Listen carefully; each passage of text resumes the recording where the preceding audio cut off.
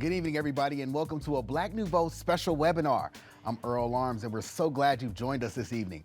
In a few moments, Kima and Dasha Kelly-Hamilton will guide us through understanding implicit bias, but we want your participation as well. Now, some of you have already been selected to talk with us during the presentation. We also invite your questions and comments on the materials being presented. We'll get to some of those in the program as well, and we have 2 polls we want you to take during our time together. So, without further ado, let's get started. Kima, Dasha, good evening. Good to see you both. It's great to see you too. Thanks for having us. Good evening, Earl. Thanks for having us. Welcome to XM, an explicit conversation on implicit bias. I'm Kima Hamilton. And I'm Dasha Kelly-Hamilton. We are both facilitators, curators, and passionate fans of human beings. So whenever we have a chance to deliver these sessions, we look at it as an opportunity to get right and get real.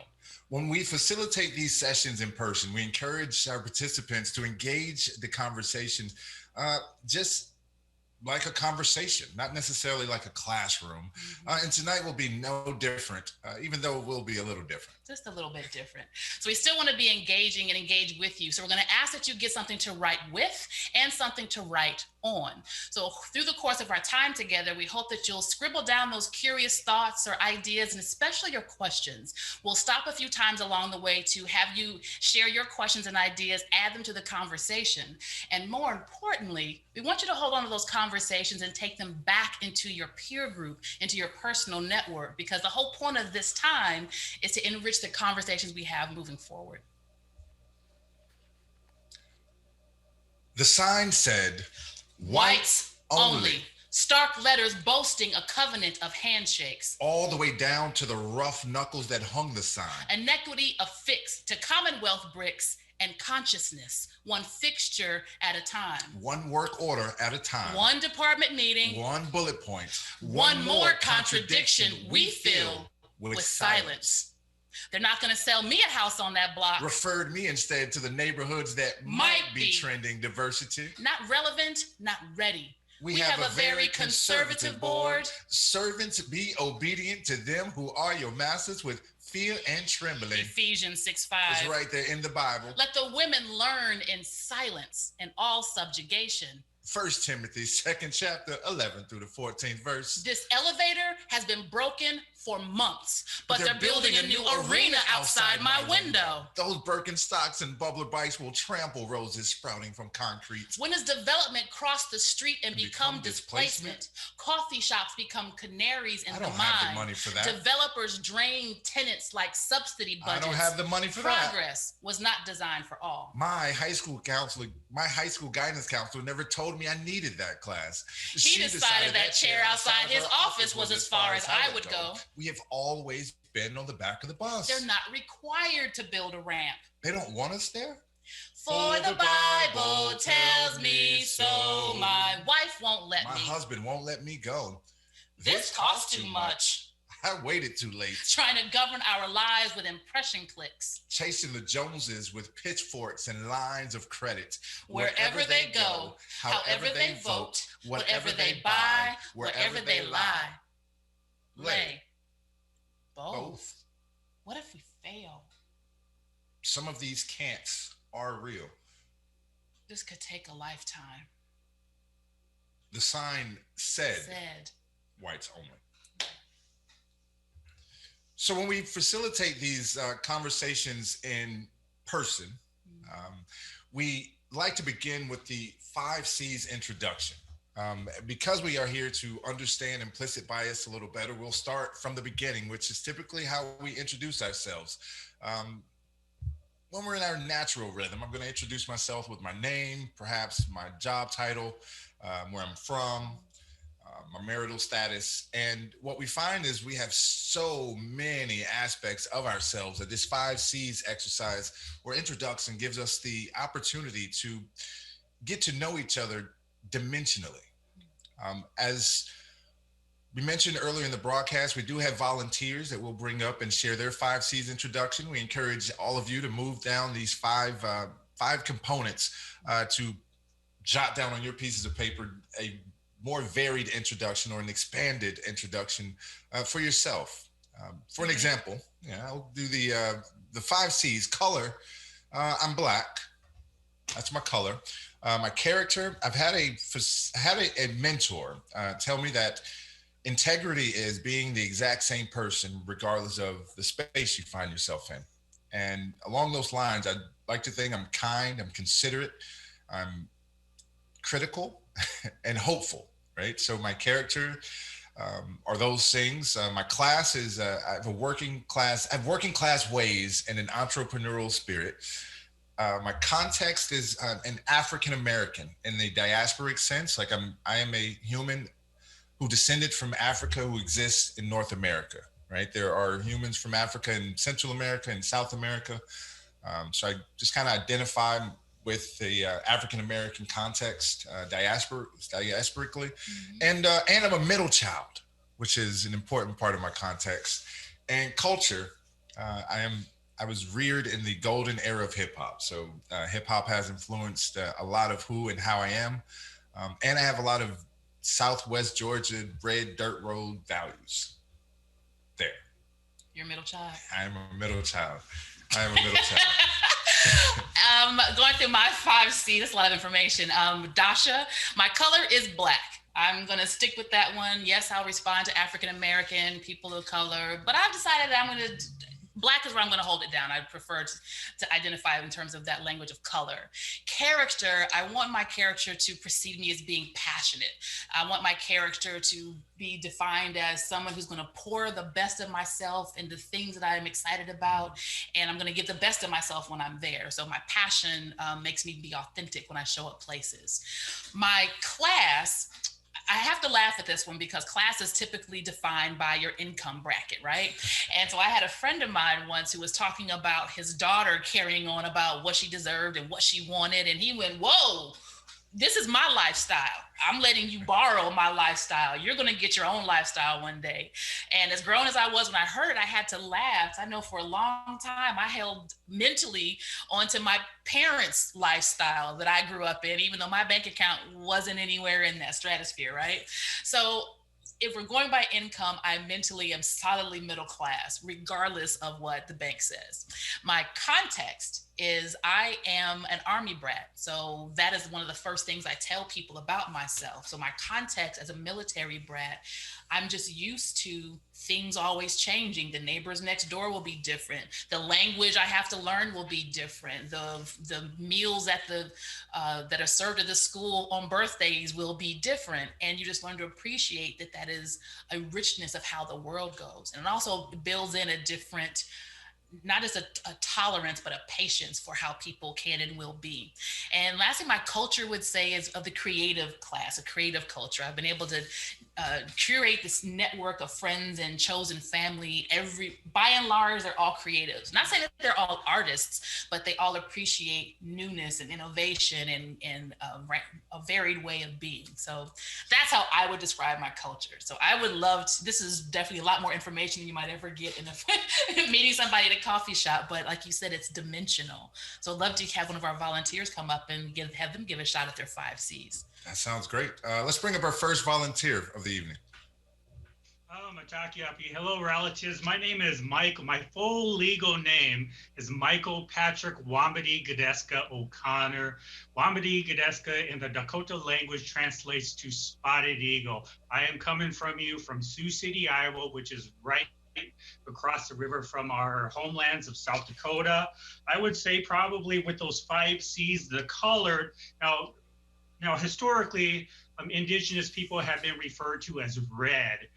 Myself, I just refer to myself as universal. I don't look red, but my favorite color is black because in the 4 directions of the medicine wheel, black stands for life. And so I love to live. And so the next thing on that C list would be character. may he rest in peace, a mentor of mine, Dr. Frank Lemire, he always said, nothing changes until people are made to feel uncomfortable.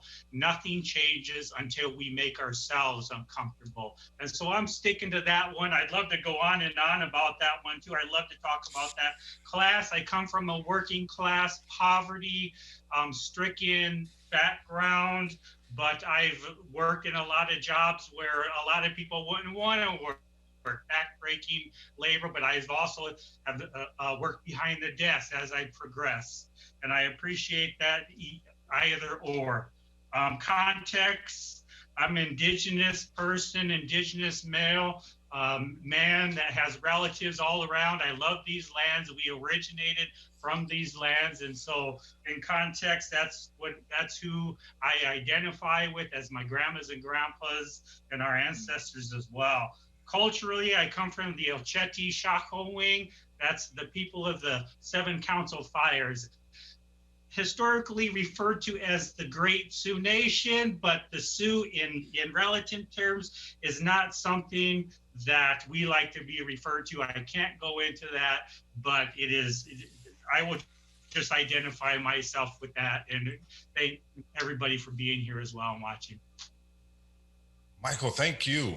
Thank you for being here. Michael, what was that experience? Okay. Digging, exploring those different facets of yourself. My name is Judy. Okay. Hey, Judy, we got volunteer number 2. Hey, Judy. Hi. Go. Okay. It's my name. Yeah. As you can tell, I'm getting cues, and I apparently need them, so that's all right. My name is Judy Kuhn. I am white, and I come from working class background.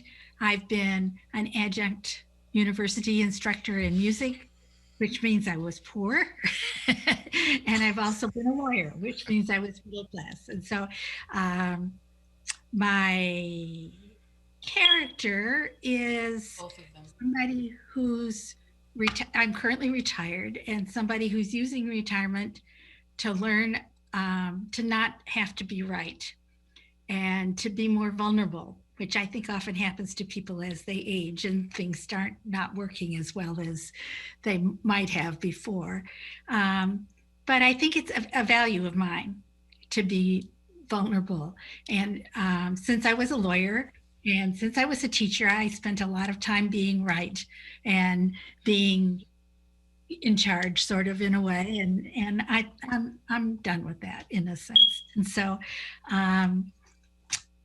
my context is being a recovering lawyer who loves music.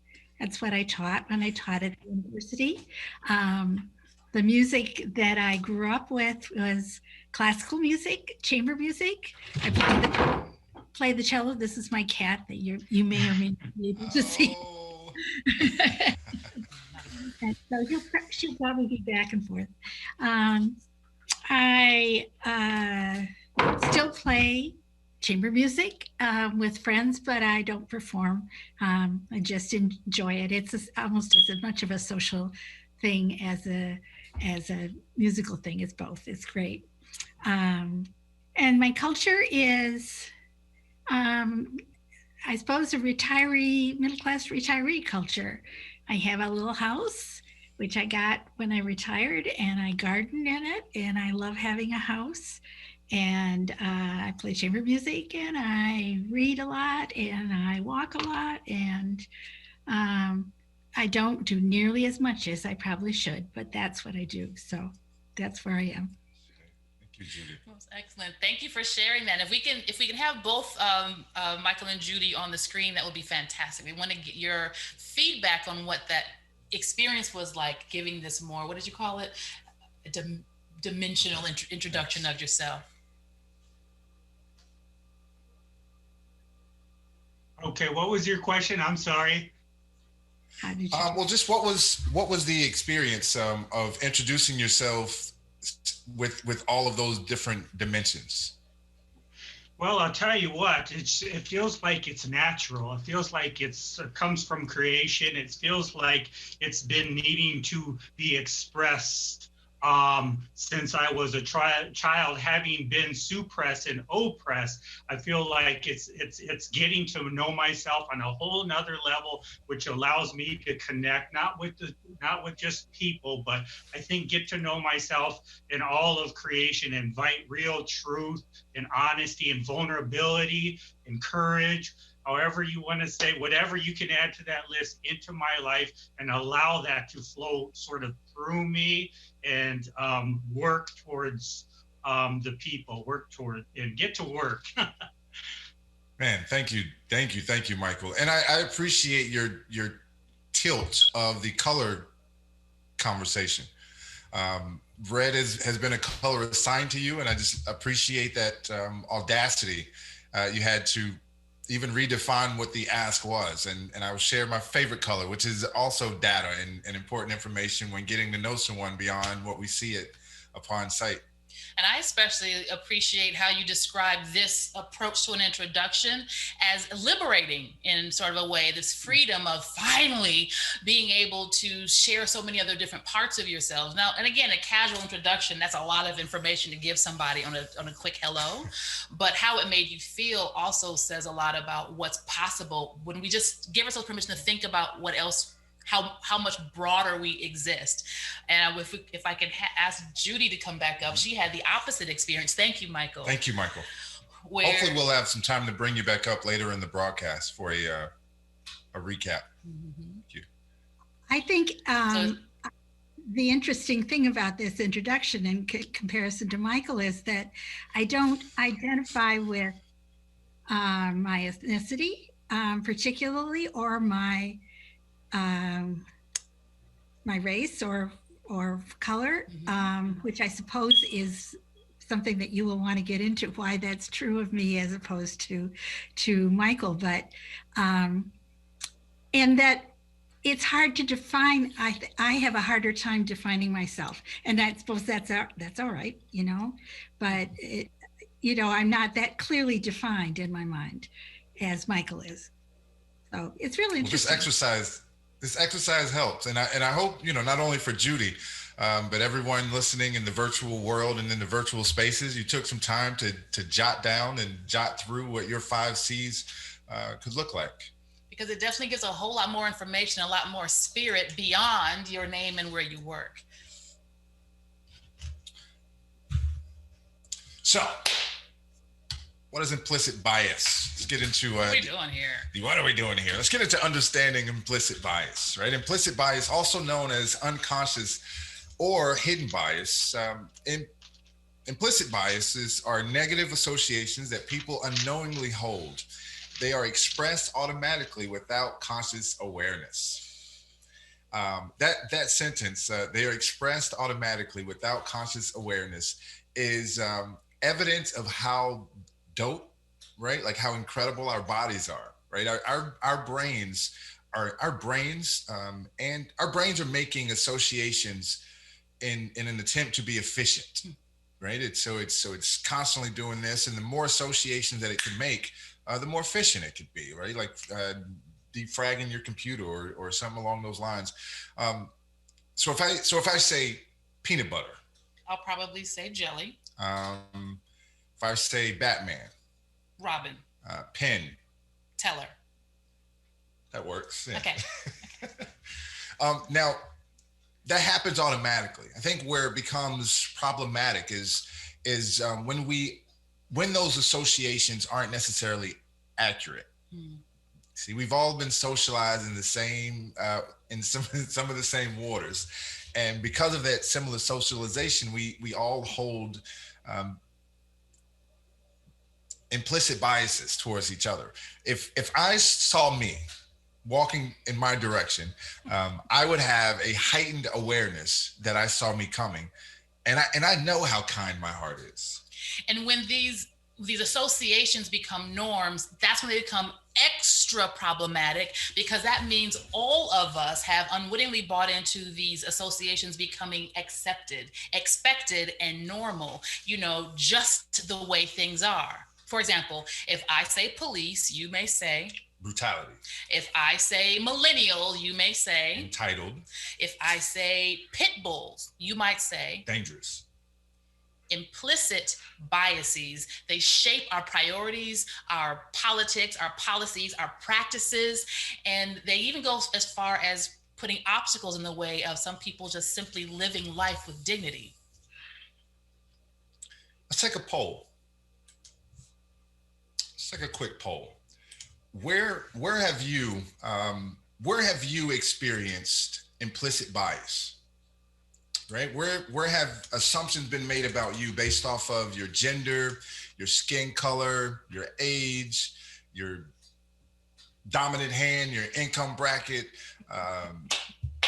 marital status, right? Like where have assumptions been made about you that weren't necessarily accurate based off of one facet of who and how you are? Some of the options are employment, medical care, educational spaces, recreational spaces, interpersonal relationships, housing, travel, criminal justice, and just society in general. So if you would take a moment and fill out the poll, we should have the results in another minute or so. Mm-hmm. Where have you experienced implicit bias? I didn't see all of the above button necessarily, but in this moment, what comes to me is a place to remind us that it is everywhere is recreation. I have a friend of mine who's working on a project that's exploring the statistics of Black backpackers. And for us to have that conversation of where people of color do and don't exist in different recreation spaces took us to a whole nother conversation about implicit bias. What about you?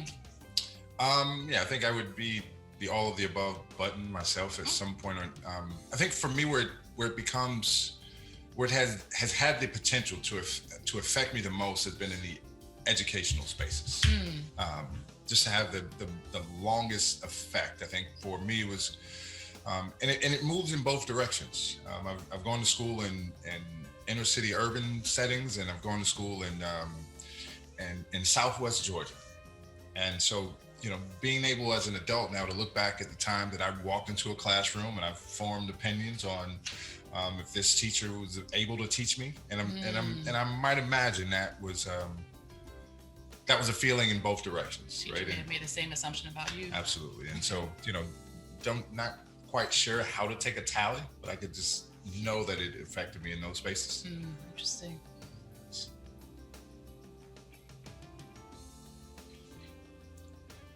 We are very excited to try out this virtual approach, like Dasha mentioned earlier, in our face-to-face sessions, right? And we would use this as an opportunity to create breakouts and start discussions.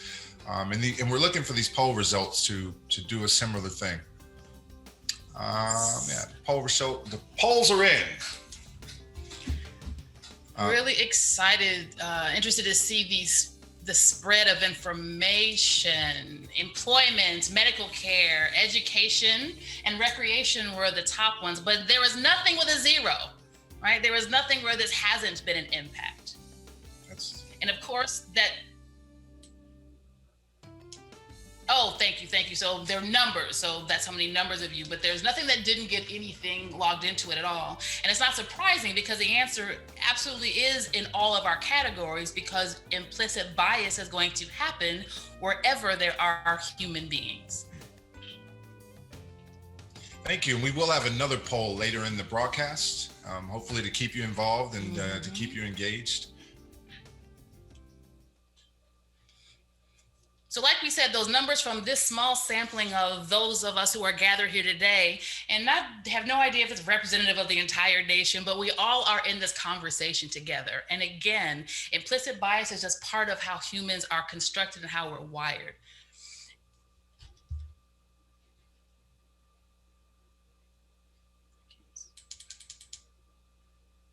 We don't talk enough about how peanut butter naturally becomes jelly, and naturally because we don't pay attention or give conversation to these natural wirings of our brain. And when bias is implicit, that means it's operating in the background. It's like that program app that's draining your cell phone battery or taking up too much storage space on your computer. If we don't optimize against implicit bias, we often don't go there because it feels too much like being called a racist. I know. And no one wants to go through that. So because we conflate the two, we don't have this baseline conversation about this elemental part of our brain. Now, explicit bias is usually what we think of when we talk about racism. So racism are acting out our implicit biases. So there is a little thin film in between. But how often are those, current news cycles notwithstanding, how often are those really explicit transgressions, how often do they really happen? Exactly. As if blatant bias are the only acts of racism that should be discussed. I believe implicit bias has the ability to create a lot more damage than explicit bias. And the reason I feel this way is because it is unconscious in a lot of ways. And even though the bias is unconscious, you're still in a position of affecting another human's life, right? And so it doesn't always necessarily have to be in an authority position. It doesn't have to be in a position that has the ability to give someone freedom or take their freedom, but just in subtle ways. How that implicit bias has the ability to affect outcomes as it relates to another human's life, and with it sitting so dormant, it to me has the potential to be that much more dangerous because you can't necessarily wield it or yield it. Mm-hmm. You're almost at the mercy of it in that respect. Mm-hmm. And it's been with us for a long time because it's just part of how our brains work. Listen, our brains, incredible pieces of machinery, and it's just refined itself in a lot of ways, and most of it is also very ancient. So our brains do an incredible job of filtering out information. At this moment, your brain is hard at work helping you filter out the sound of the overhead lights, the heating vents. Your brain is setting aside the to-do list for groceries or the family event that's coming up next month. And it's also regulating your body temperature, blinking your eyes, keeping you awake. Your brain is busy. Your brain is really busy. And it's created these shortcuts for us to be efficient so that we don't have to process all of this data all the time. It works again in the background so we can be present and stay alive. So a lot of these shortcuts are shortcuts that kept us in survival mode. They're shortcuts so we didn't have to process over and again whether or not these berries were dangerous, whether or what's going to happen when that smell is in the air. We know the rain is going to come. It also helped us know which animals that we needed to run from, which clans coming across the hill were our friends and which ones were our foes. Our brains continue to do our processing. So the processing is not what the issue is. We want that. That's what got us all to be sitting here at computers and stuff. But the processing into that shortcut called other is probably a processing that doesn't serve us the way that it needed to way back when we were living with big wilder animals that were trying to consume us on a regular basis. That idea of other is something that naturally our brains are going to continue to do, but if we don't pay attention to that as a baseline biological elemental reality, but then start having conversations about our human nature and our modern culture, if we're not going to change the trajectory that we're on. So we have to talk about moving away from reaction, which is biology, taking a pause so we can reform how we engage with each other. And we need to start at an elemental level. The biology part is one of my favorite aspect of this conversation. This is where we have the opportunity to disengage from the indictment of what happens when you have been accused of being biased or accused of being racist. It's typically an indictment of just your character. And what epigenetics has shown us is that there's a lot more to the conversation than,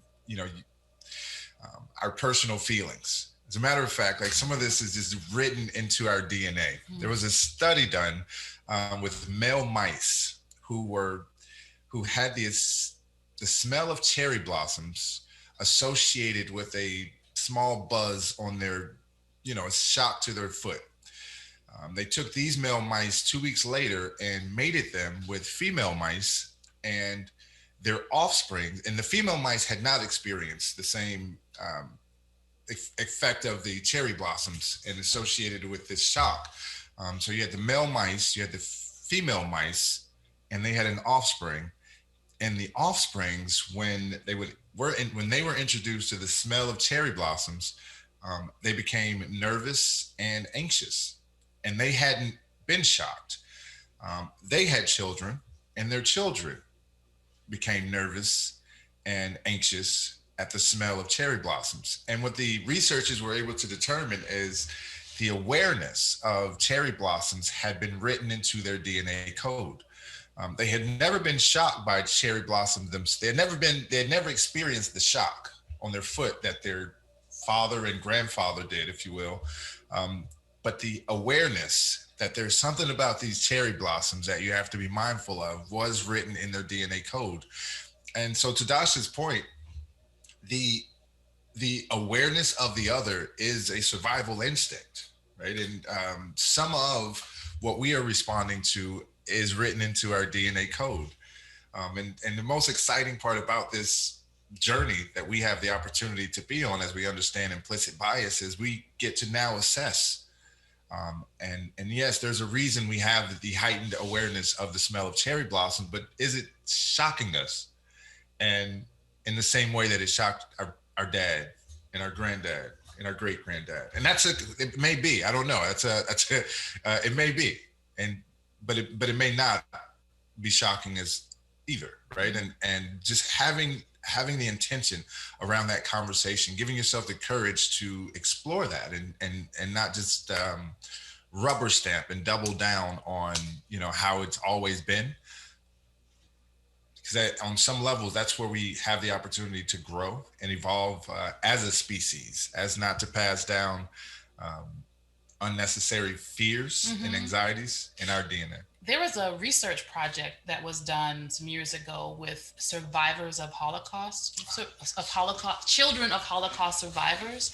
And they found that as these children grew to be adults, they had adopted some of those same anxieties that their parents had nightmares about without having actually themselves been Holocaust survivors. And they're looking to mirror that same study with people that are afflicted with structural racism and returning from reentry projects. So there's a biology to this heightened awareness of cherry blossoms.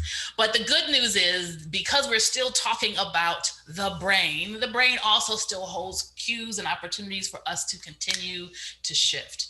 So the good news is our brains are malleable. The human brain can generate new thoughts and new pathways, and it restructures itself all the time.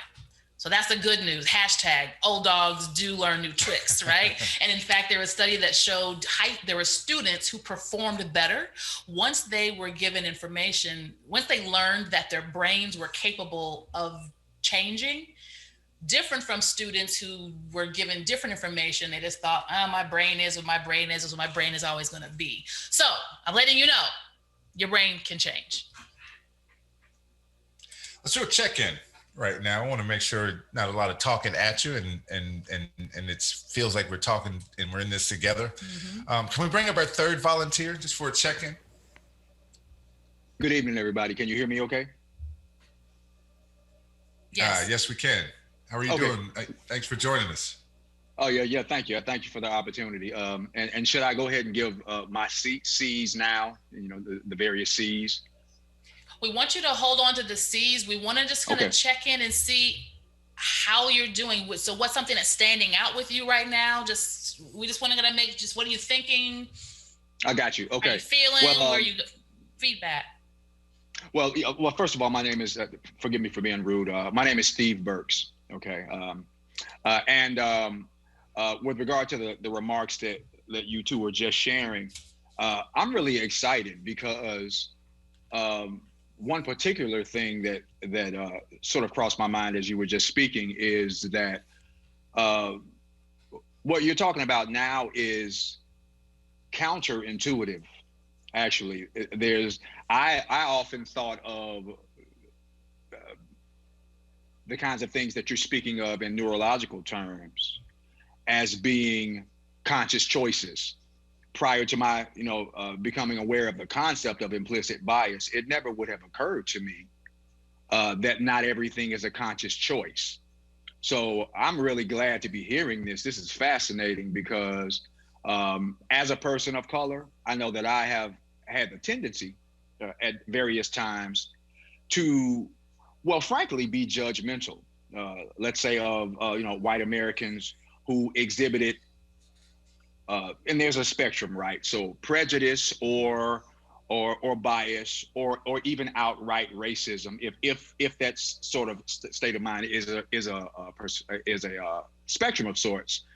I tended to be rather judgmental and rubber stampish and dismissive of those who had any sort of negative bias toward me or people who looked like me. So the information that you're sharing now is really helpful, not just for perhaps white Americans who have to interrogate themselves now, post previous administration or post 2020, but even for myself, as a Black man, so that I'm not so knee-jerk about attributing things to folks' character, when from what you're telling me, this is a hardwiring issue. So it's kind of like a matrix experience for me. It's like, whoa, okay. Yes, you want to take the blue pill, take the blue pill. You're absolutely For right. real. I so appreciate you. Yeah. Judy mentioned being vulnerable, and it takes a lot of courage to be vulnerable. So thank you for sharing that truth out loud. I'll meet you there and say, I had to get to a space and acknowledge that I have this knee-jerk assumption if I see somebody wearing a camouflage hat and don't have the glasses with the wraparound. I've just written your whole life story, and we've had the chance to work with folks and know that we're absolutely wrong. So even though all of us intellectually, we know better, and still we are wired to respond in a way. Like, what did you say, Kima? You would cross the street seeing you because of how we've been shaped to consider a 6'3" Black man. But here's the other thing, Steve, it's even more than just recognizing or how we treat each other based on skin color. You've dismissed that young person with a great idea because they were the young cousin, or it's impossible that this person with all the tattoos could be a CEO or a chemist. So it shows up in so many different ways. I tell you what, Steve, would you mind sharing maybe one or two of your C's? Sure, yeah, I'd be happy to do that. And I jotted a few of them down. So, I mean, color, the color with which I identify as Black, just plain and simple. With regard to character, my aim,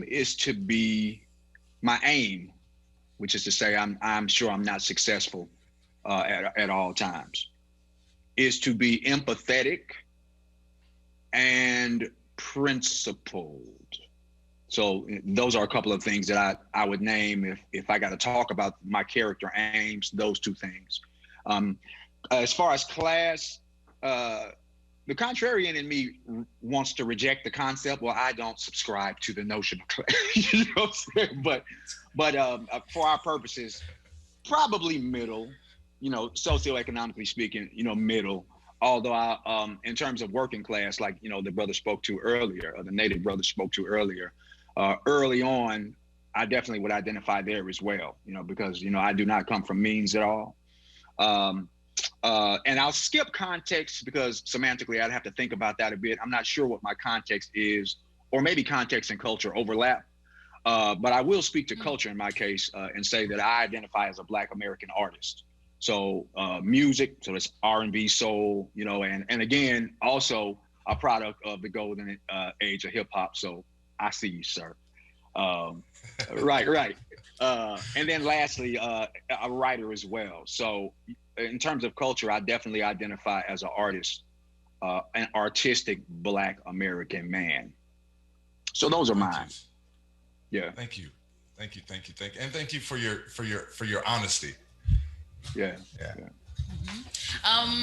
And we're going to, since we're on a pause, let's see what you have going on. Are there any questions that are coming in from the viewing audience out there in the internet land, in the ether?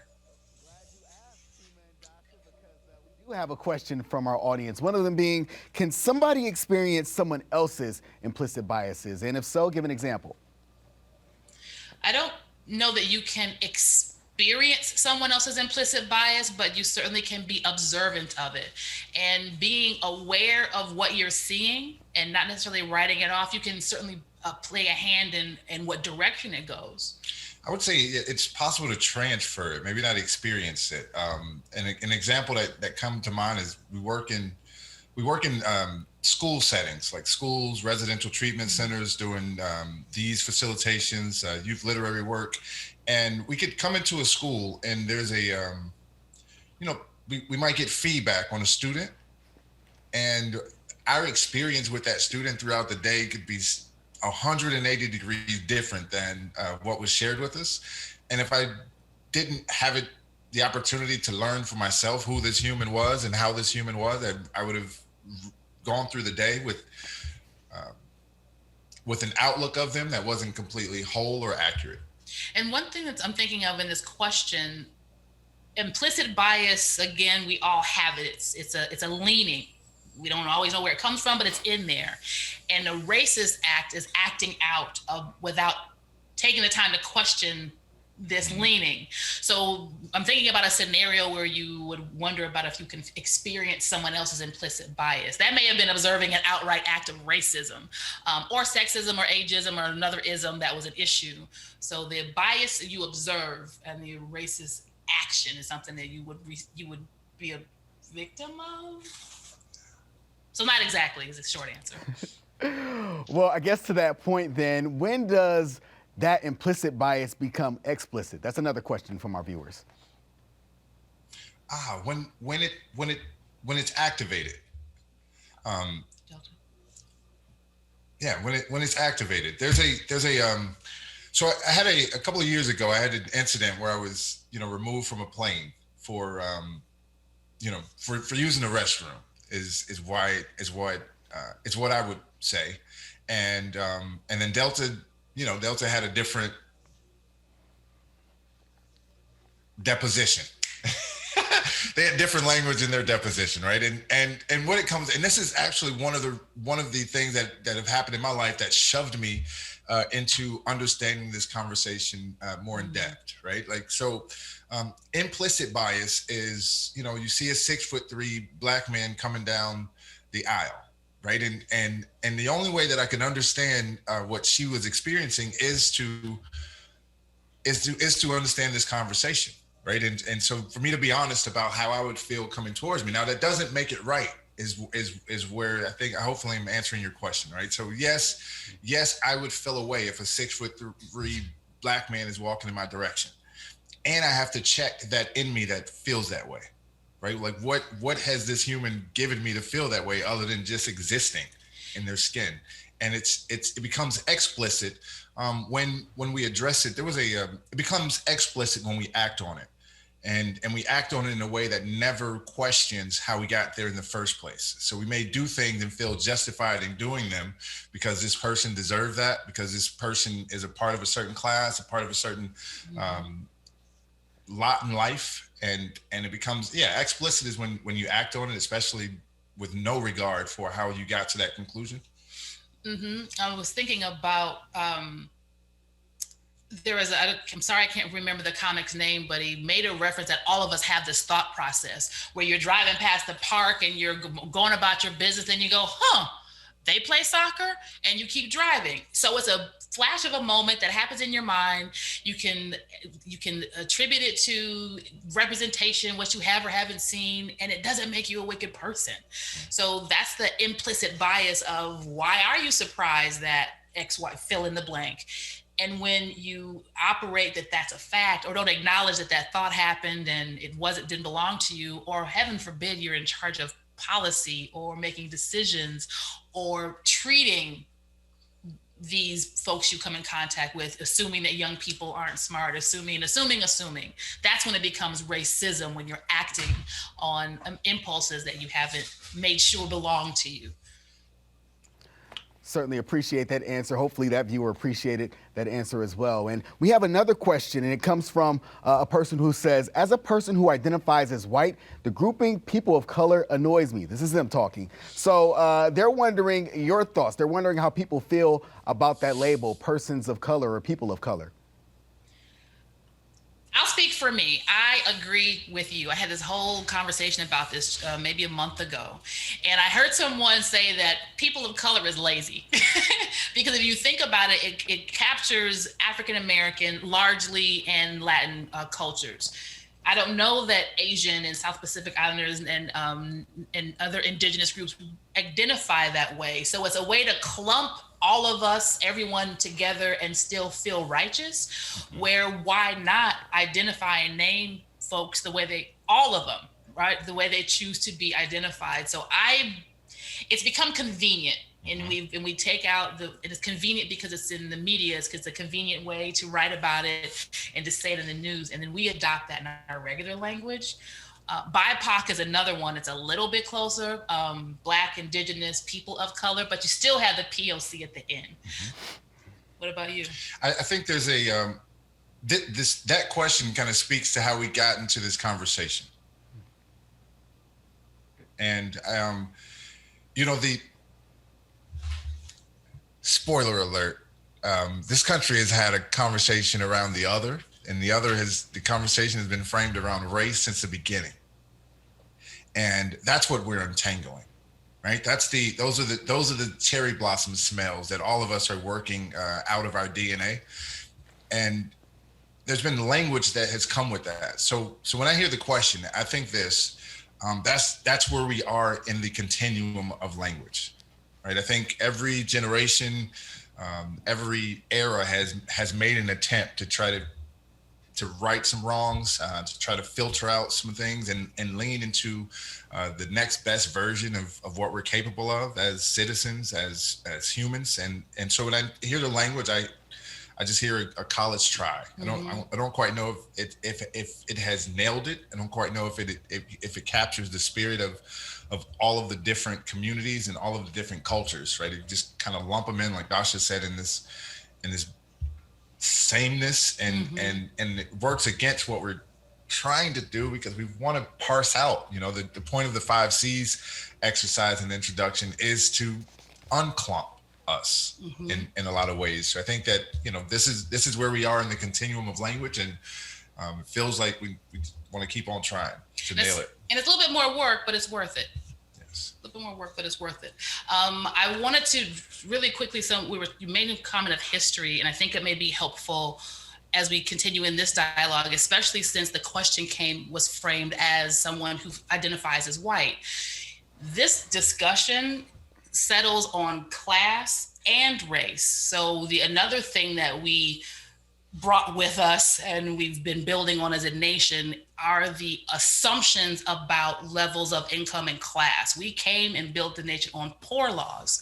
So we make assumptions of that. Someone based on their economic level, we assume their work ethic.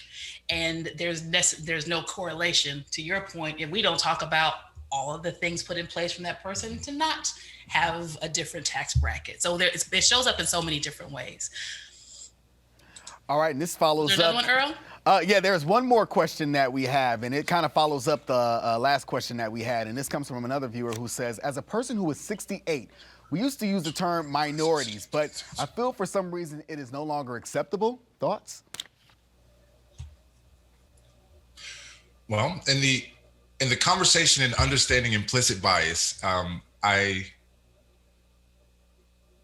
have to say that the part in there that might feel unacceptable is the association minorities have with so many different adjectives.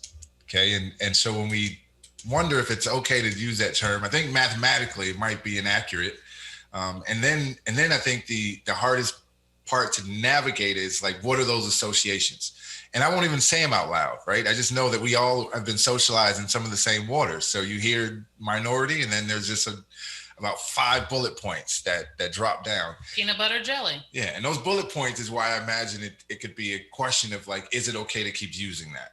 And the answer is, sure, use the term minority, but as you use that term, make sure that we are dispelling the 5 bullet points that naturally hop up, right? Because I was going to say in that same category would be schools at risk, neighborhoods at risk, children at risk.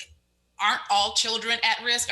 It suggests a whole different conversation, and I would put those two together. So I don't know that it's inappropriate, but it definitely it's leading into an archived conversation, I think. I think that question, Earl, and I want to thank that that viewer for the question. That question almost brings us into our next point, because I think there's a opportunity in there, right? Like that in the that in them that felt like maybe I shouldn't use it, or maybe I should. I mean, that's intention, right in that space, right? It's just not hey, I'm going to use this word because everyone's been using it, and I don't. But just the time that it took to question that is how we're going to start unpacking this. Because it moves away from making sure we all have an updated list of accepted words, and making sure that we've gone from cultural awareness, we've gone from diversity training, we've gone from these tests of doing it right. And if we instead just be together authentically, kind of like when they tell you, if you don't make a habit of lying, you don't have to keep track of your lies. If we don't say with each other inauthentically, we don't have to keep track of which words used. And I would let you slide on minority if I know your intentions are to have a different conversation. Neuroplasticity, right? This is the opportunity. Like, our brains are absolutely capable of forming new pathways. And those pathways, those associations that we have just been operating and functioning with, again, are evidence that our bodies are dope, right? And it's even doper when we expand what it knows.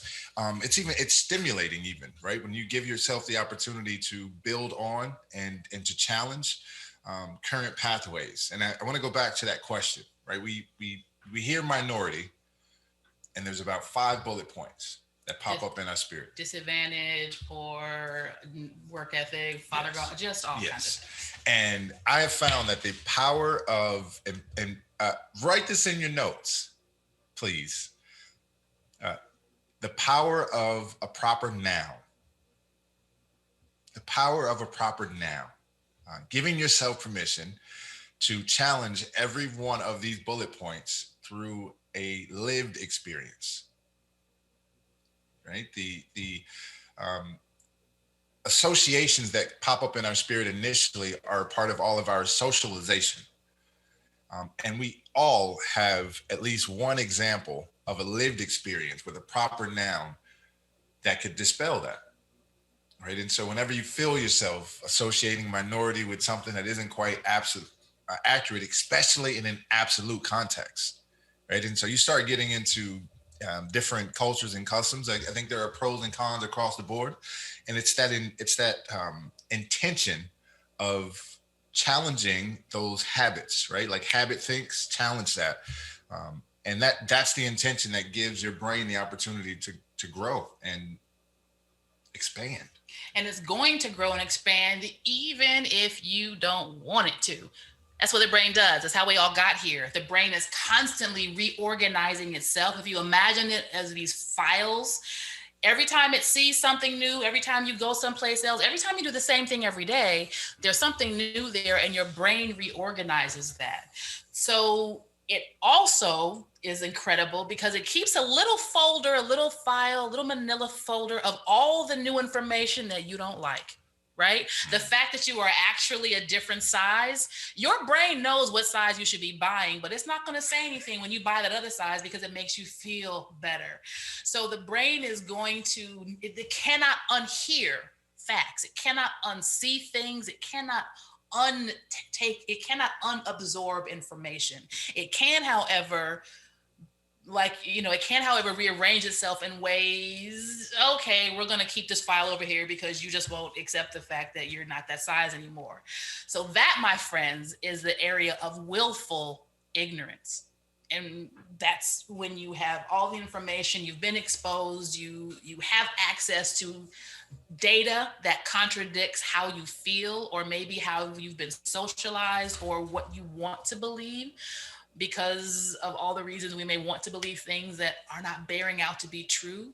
That is a decision that we're making at that point, because that is not how the brain works. Now, how do we create neural pathways, right? Like, how can we keep our brain generating and stimulated? There's a,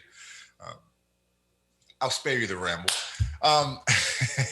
Driving a new route to work, right? Like driving a varied route to all of your routine places, to work, to church.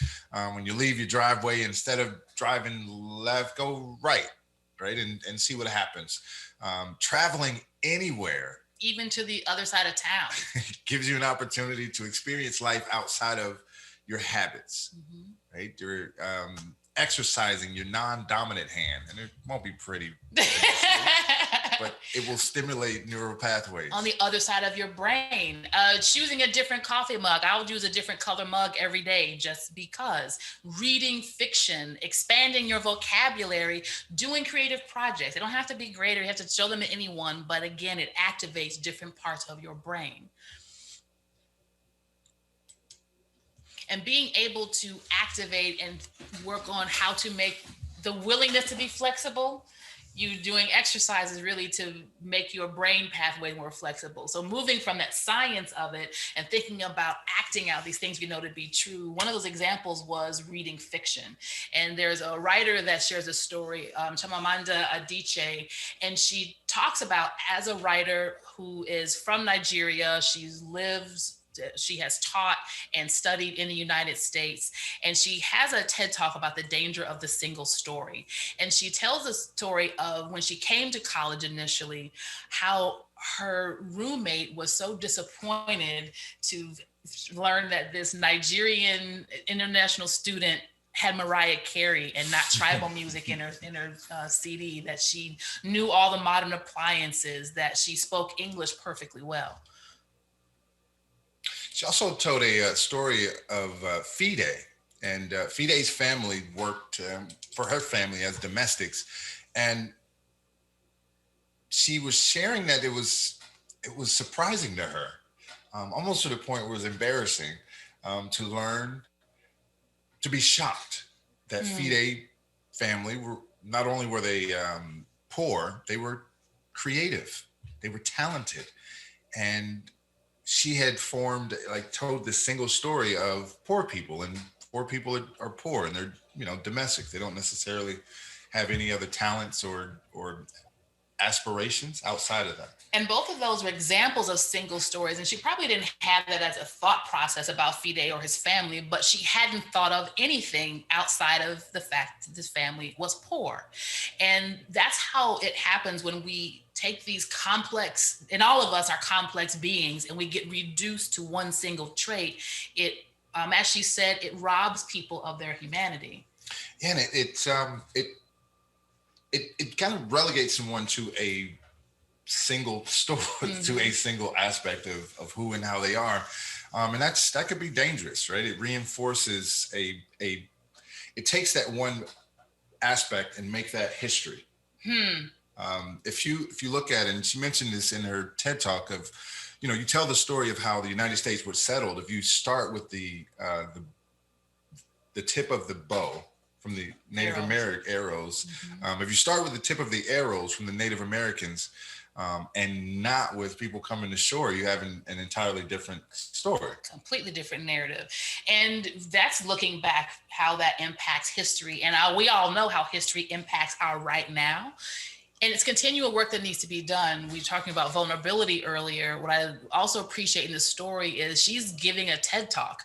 So she's talking about this discovery and this work that she's done and continues to do. She ended it talking about taking a vacation in Mexico and was again a little embarrassed and shocked at herself that she crossed with these narratives pulled from the news cycles, pulled from an American news story about Mexicans and the border. And she had to remember that this is ongoing work that we do to challenge what is this what I really think? Or is this something that I absorbed? Is this a single story? Is this or is this how things are?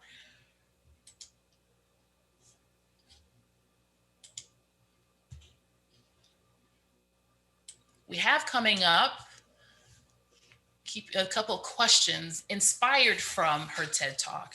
And again, when we have everyone together in our usual sessions, we're spending sometimes a half day, often a half day, sometimes a full day together. And a huge part of our XM sessions are giving people the opportunity to react with one another, because it's not just you. It's not just the two of us. If you look at these questions, all of us have been single storied. All of us have single storied someone else. Again, when you were shocked and surprised that your daughter's best friend, who's an amazing athlete, is also a straight A student. Why? When we give ourselves permission to be uncomfortable and then ask ourselves, where does that discomfort come from? And then sit with that. And the answers to all of those questions get us to better answers. So answering some of these questions will get us all to better conversations. We want you to take these down and ask of yourself, ask them of your personal network and your peers. Coming to these solutions and having these honest moments will get us to a more authentic place. Let's bring up our fourth volunteer. Let's bring up a volunteer just to sort through this question. Hi, good evening, everyone. Who do we have with us? Hi, my name is Maria Flores. How are you? Hello, Maria. Peace. How are you doing? Thank you for joining us this evening. Great to be here. So, Maria, when have you found yourself single storying someone, just taking one aspect of who they are and creating an entire narrative for their whole life? Do you mean like I played myself into a stereotype? Is that what you mean? No, where you have taken one aspect of a person, could be a coworker or a family member, and you realize that you'd single story them into one narrow thing. Again, the example that I was able to share on site, we had a gentleman who was in one of our discussion groups, and because he showed up literally just because he had a camouflage hat on, I already single storied who he was and who he was about, and I was 1,000% wrong. So it was an easy, small thing that I know that's an example for me that I continue to pay attention to. And if it helps, Maria, one of the variations from this single story conversation and implicit bias, and the conversation around implicit bias is single stories. That one thing could be true. Right? It's just incomplete becomes the problematic part of that. So it isn't that one thing isn't true. It's that it's just an incomplete story of who this human is. Sure. I have a colleague who is of Asian descent, and I just assumed that her being Asian, that she would speak her language, and she does not. And I found out about her background, about her parents fleeing China during the Cultural Revolution, and how they were, attacking and incarcerating the intellectuals or, the highly educated professional people. So her family, Chinese, fled. They ended up bopping around, I think, Europe.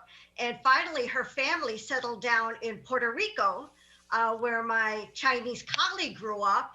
And in fact, her native language is Spanish, and she speaks with an accent. And so now at this point, I do not consider her maybe she wouldn't want me to say this, I don't think of her as Chinese. I think of her as a comadre, as a fellow Latina, because she's so immersed into Latino culture and speaks Spanish so fluently, way better than I do. So if you were to look at her, you wouldn't know that whole entire story.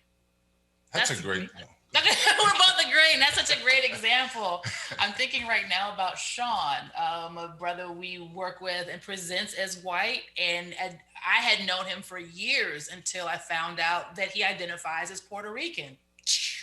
So the assumptions that we make based on the cues that we think we have in place, I really appreciate, I'm excited about the example too.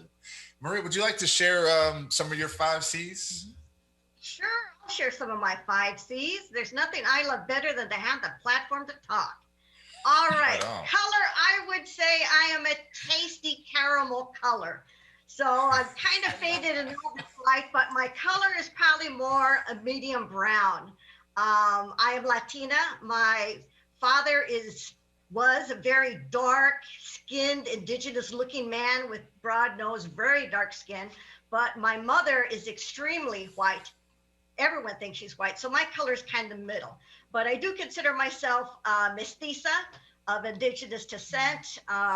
Did one of those ancestor DNA things. I'm like 72% indigenous, and they were spot on. They were able to actually pick out where my indigenous roots are in central Mexico. And so my indigenous roots go back to about at least the 1700s that we're able to figure out. In terms of my character, one of the benefits of being older, pushing 60, is you know who you are. And I consider myself a very centered person. I also consider myself to have a strong moral fiber, to be very empathetic, to be very generous, because I have been extremely blessed in my life. And there's no sense in being blessed if you don't share that with others. And I do try to maintain, to be passionate and curious about things. Otherwise, those brain cells are just going to die off. Need to put them in use. And when it comes to class, I would say I'm solidly middle class, but it's uncomfortable because I grew up with a father who grew up during the Depression, and both of my parents grew up during Jim Crow law time. So we have contests in our house as to who's the cheapest person. So, you know, I'm just not going to buy something at Walgreens unless I got a dang coupon for it. In terms of context, I would say single. I am child-free, not childless. That doesn't mean that I'm lacking in anything. Straight. I come from a family of civil servants, educators, very strong in civil rights. And though I wasn't an Army brat, every 2 years from the day I was born until a sophomore in high school, moving every 2 years as my father was chasing tenure. Very difficult, uncomfortable growing up in these middle-class white suburbs where there's one Hispanic, one Indian, one Black, and one Asian. That was your group of minorities. But the Benetton ad. What I really feel in terms of a C would be culture, which is very, very important to me because I grew up in that area of assimilation. You know, you put all the cans of paint together and you just end up with this gray glop. And so at that point, it was more important to suppress who you were. And so over the years, I've been able to reclaim my language and my heritage. So I identify strongly as a Chicana because I know my history, I know my genealogy. I've traveled throughout Mexico. For heaven's sake, I got a degree in Spanish. So, you know, that's very important to me. Second generation, that means I'm not far from the immigrant experience. And with friends and family, immigrant experience is always a part of my life. So I'm bilingual, bicultural, and that means, unfortunately, a lot of code switching. Not just code switching in terms of language and making sure that I'm speaking it right. And thank you to all the people who say I speak English so well. That is my default native language. But you know, as a Latina, you often, as a woman of color, have to change your presentation to fit wherever the things are to be. And maybe I didn't grow up with hip hop, but I would say for that background, we're talking Madonna and Culture Club and the like. And I just want to say the 80s just happened. I don't care that there's a retro 80s station. The 80s just happened. I was there too. Yes, they did. That was incredible. Thank you for sharing so much. Every response was rich, and every response speaks to owning who you are. And it is a journey. I don't think it's fair for anyone to feel like you're going to come out of the gate and have all this down pat. Being able to receive other people, other experiences, a huge part of that is having a relationship with your own journey, with your story, and all the bumps, all the mistakes, all the parts that you still are figuring out. So if you don't have that self-reflection, it's going to be that much more difficult to be open to other people's experiences, I think. Thank you very much, Maria. That was and if you have room in your life for another BFF, I think Dasha's interested. More power to you. Excellent. So hopefully we'll have a chance to bring everybody back towards the end. All right. Let's see if we have any questions from our audience. We actually do. I just feel kind of lonely over here. We're talking to a lot of 80s babies over here, and I'm a 90s kid, so way to make me feel young. But anyway, no, we do have a question from one of our viewers, and it's, do you believe people that identify as white truly don't see the damage that white supremacy has done to Black people as a result of deep social conditioning, or are these blind spots more likely a case of willful ignorance held in place by the perceived benefits of our national status quo? Slow golf clap on that question. You first. Yeah, you, please, yes. And this answer is will release someone of indictment, because this is what I feel. Self-preservation will release most humans from the indictment of willful ignorance, right? I think self-preservation is instinct, is how I will respond to that question. Self-preservation is instinct. So what that means is, it may not grab you at the first pass. It may not grab your spirit the second time the conversation comes up. At this particular point, I think there is a willful ignorance, right? I think there's just too many proper nouns among us. We have too many friends, kin, families, associates, coworkers, classmates, kids, classmates, neighbors, right? We have so many Venn diagrams, so many intersections with other humans that I think that is a willful ignorance at this point to disregard the impact. I think, with self-preservation being an instinct, I totally understand why it wouldn't be natural to you to instinctively seek out these conversations or seek out the data associated with dispelling some of the mistruths. But yeah, at this particular point, especially at the year we've just had, where so many things were brought to the table, that now that it's on the table, it's on us to look at those things. And I believe too that it may be a degree of scale. So people being surprised, racism happens, classism happens, we're gonna sit them over here and hurt those people. We're not gonna hurt anybody, but those folks have to be a minority. So if anything, it's denying the scale to which it happens. And that's the part that of course it happens. We were watching a program and they were like, people, that's illegal to be discriminated against when you interview for a job. Yeah. And it happens. So I'm going to put a parallel here for a minute. I've had a chance, for the last couple of years, I've been doing some work with and around men's groups. So I've had this parallel experience of becoming an ally. Who knew that men needed allies? What? Right. They're fine. They run the world. They get paid more than all of that. All the things we know about how our culture is shaped to support men and get them, all of that. I'm keeping my feminist card, all of that.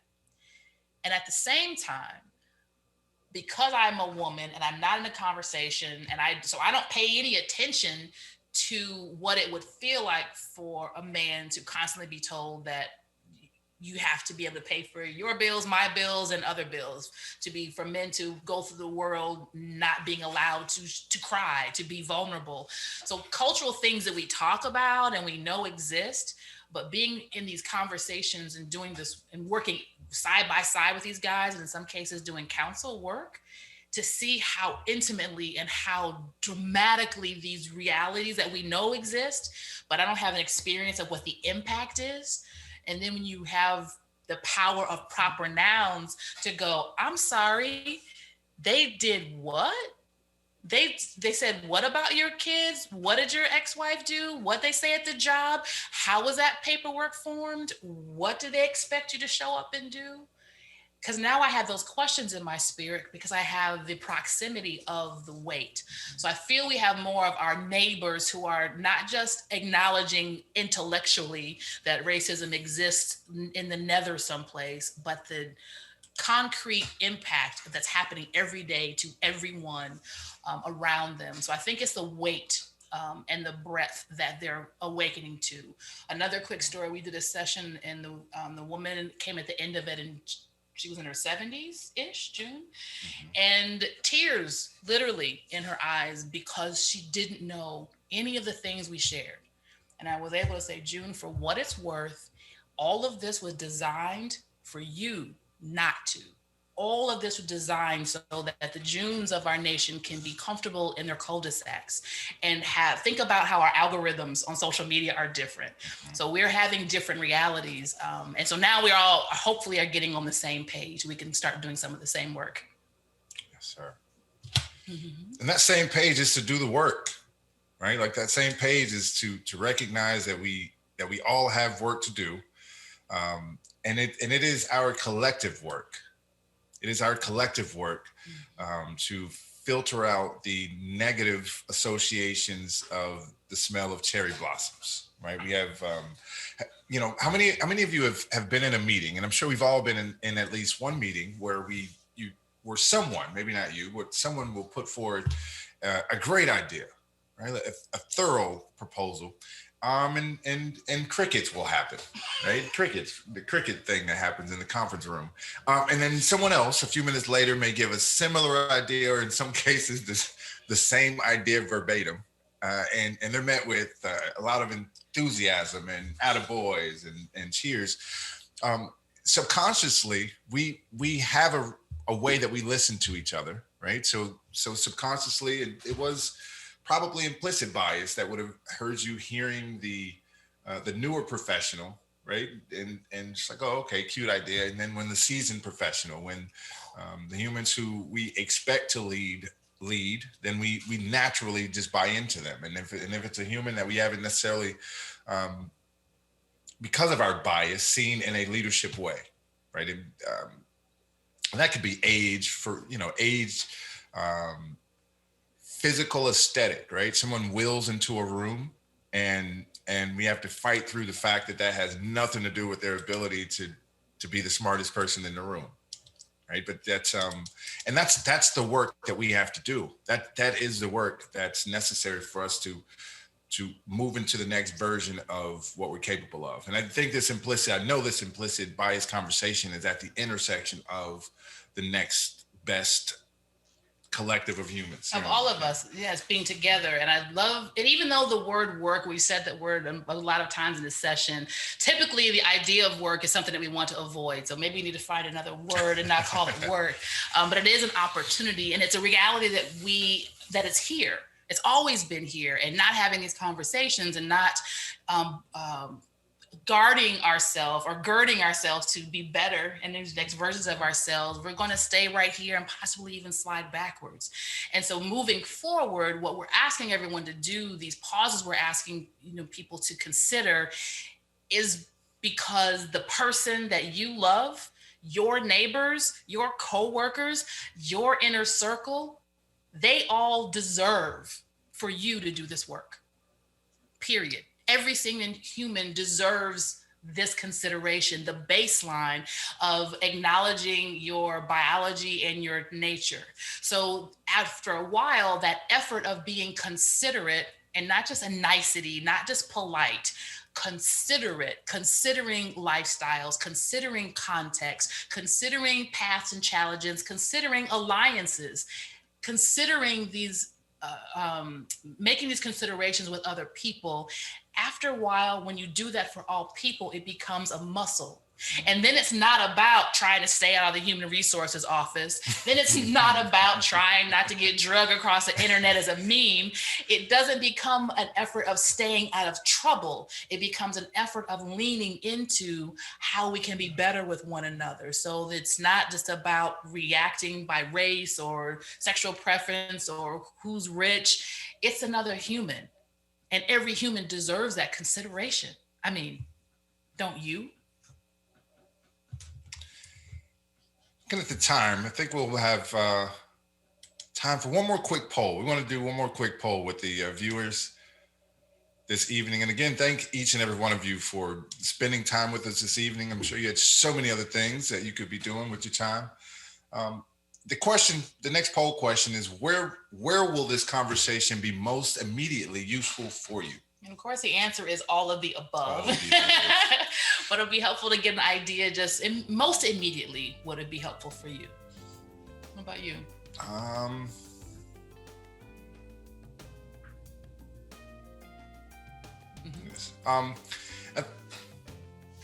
Leaders, let me see. I think personal interactions. All of them. Okay. Yeah.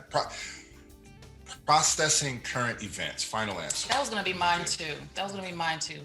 Remembering this helps me not stay so angry and appreciate the journey it took to get here and the work that's in front of us. So yes. I would say the same thing. Yes. We have one more volunteer who's made themselves available, so would love to check in with them while we're waiting for a poll to come in. Please. Yep, James Sokolowski, educator James! from Milwaukee. Hey, everybody. Thanks for having me. Glad to be here. Oh, James, thanks for hanging out with us this evening, brother. It was good to see your face. Great to see yours. So my whole heart is warm right now. So I wish this could be a whole hour, just have this conversation, just having a chance to know your work and your walk. So just how has this conversation sat with you? What are some takeaways that have been really resonating with you right now?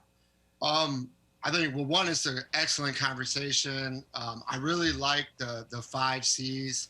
As an educator that really works towards trying to get individuals to really see their implicit biases, I think it's a really good place to start, to see what we call like social location, the different places that you occupy in your life. And I think just all these perspectives have been so valuable. And the last thing that you said about the journey, right?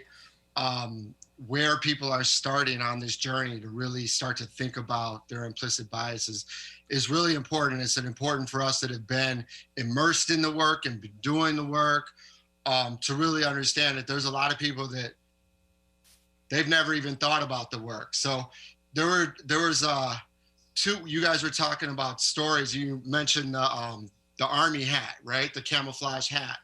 And I remember this last summer for my birthday, or last summer, I went skydiving for my birthday. And one of my implicit biases was, I'm going to get there and it's going to be all these weird, like hunter camouflage hat wearing people, and I'm not going to relate at all. And the instructor that I ended up having was a Black man named Godwin from New Zealand.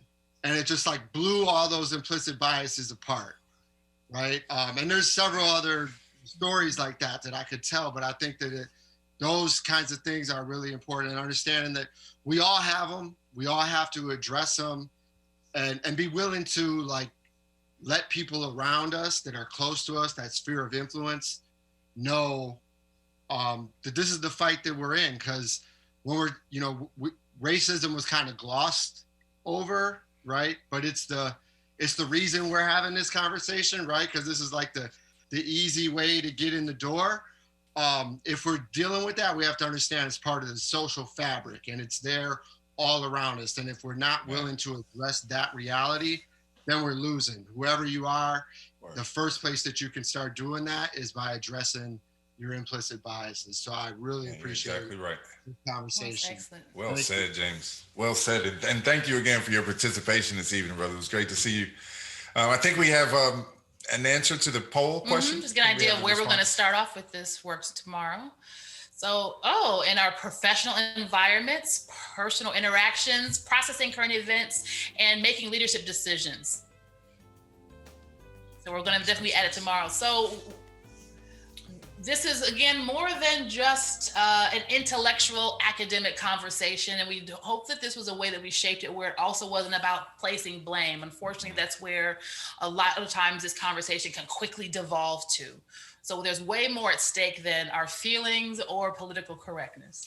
You know, individuals create systems, individuals create programs which impact others' lives. And these systems and programs can be influenced by implicit and unconscious biases from individuals, as, you know, like all of us are capable of it, right? So you know, we are humans that put together systems. These systems affect other humans. So it's on us to make sure that we aren't necessarily creating systems and creating programs with biases. And bigger than that, our great grandchildren are going to inherit the versions of the systems that we inherited from our great grandparents. So navigating the impact of this conversation is about the future of our nation. And we can't just simply say that we don't want to be biased anymore. That's not how it's going to work, right? We have to be intentional and consistent. So we want to thank you for spending this time with us. Thank you for making time for this conversation. And we're going to think of what else to call it other than work, but definitely an opportunity for us to consider and imagine forward. Yeah. We have our volunteers on the screen: Michael, Judy, Steve, Maria, and James. Yeah. Thank you. Thank you very much. Thank you so much. You know, and again, we would have loved to spend 2 or 3 days with all of you. Typically, it's about 4 hours, 8 hours. We tried to shove it all into an hour and a half virtually. And, you know, we just look forward to you continuing this conversation in whatever spaces you're in. So stay in the conversation and stay together. And Earl, we'll turn it back to you. Appreciate it. 90 minutes goes by quickly. I guess it goes by quickly when you're having fun. So for that, we thank Kima and Dasha Kelly Hamilton for their expertise and their words of wisdom. Thank you so much. And also, we thank you for your interest and your viewership. So on behalf of Black Nouveau and Milwaukee PBS, I'm Earl Arms.